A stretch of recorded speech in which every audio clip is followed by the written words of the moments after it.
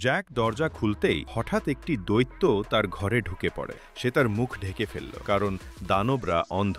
Jack মাটিতে থাকা কাঠের লাঠিটি তুলতে চাইছিল, কিন্তু শব্দ এখনও দৈত্যটি ধরে রেখেছিল। সে জ্যাকের দিকে হাত বাড়িয়ে দিল। হঠাৎ রেডিও থেকে একটি শব্দ এলো। দৈত্যের মনোযোগ তার দিকে আকৃষ্ট হলো। রেডিওটি তার তাঁবুতে ভেঙে গেল। জ্যাক অত্যন্ত ভয় পেয়ে গেল। দৈত্যটি ধীরে ধীরে তার দিকে এগিয়ে গেল। সে দ্রুত মাটিতে শুয়ে পড়ল, নড়াচড়া করার সাহস পেল না। দৈত্যটি তার পাশ দিয়ে হেঁটে সরাসরি ঘর থেকে বেরিয়ে গেল। জ্যাক উঠে জানালা খুলে পালানোর চেষ্টা করল। একজন লোক তার সন্তানদের বিদায় জানাচ্ছে। জ্যাক ভীত হয়ে পড়ল যে একটি দৈত্য লোকটির দিকে এগিয়ে আসছে। সে আমাদের বিলম্বের কথা মনে করিয়ে দিতে চায়। লোকটি ভয় পেয়ে ভবন থেকে পড়ে গেল। জ্যাক দ্রুত ঘরে ফিরে গেল এবং লুকিয়ে পড়ল। কিন্তু শিশুরা এত ভাগ্যবান নয়। জ্যাক মনে মনে এটা সহ্য করতে পারল না। কাঠের বোর্ডটা ভেঙে ফেলল দৈত্যের দিকে। দৈত্যটি রেগে গেল এবং সাথে সাথে উপরের তলায় ছুটে গেল। জ্যাকের দিকে স্থির দৃষ্টিতে তাকিয়ে রইল। ঝাড়ু তোলার সময় জ্যাক কাঁপতে কাঁপতে উঠল। দৈত্যটি হঠাৎ ঘরে ঢুকল। জ্যাক তার চোখে ঝাড়ু ঢুকিয়ে দিল। দৈত্যটি অক্ষত ছিল এবং তার শরীর জ্যাকের চারপাশে শক্ত করে জড়িয়েছিল। ঠিক যখন জ্যাক দম বন্ধ হওয়ার উপক্রম হয়েছিল, দৈত্যের দেহ কেটে ফেলা হয়েছিল এবং তার চোখের রং হারিয়ে গিয়েছিল। জ্যাক বেঁচে গেল। প্রতিবেশীরা তাকে বাঁচালো। প্রতিবেশী জ্যাককে অস্ত্র আনতে বলল। জ্যাক দ্রুত একটি ছুরি খুঁজে পেল,